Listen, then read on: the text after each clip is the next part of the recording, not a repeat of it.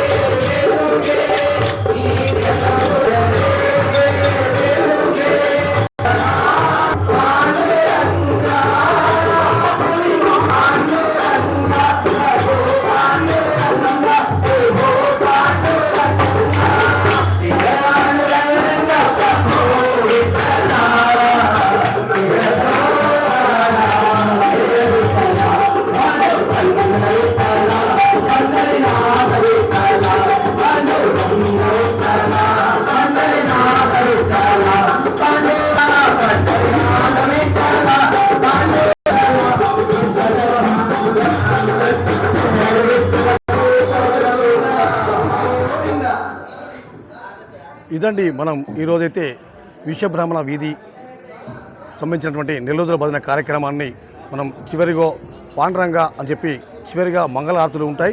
మరి ఇదండి శ్రావణ మాసం చాలా అద్భుతంగా మంతిర్లోనే అనేక దేవాలయాలు ఉంటాయి.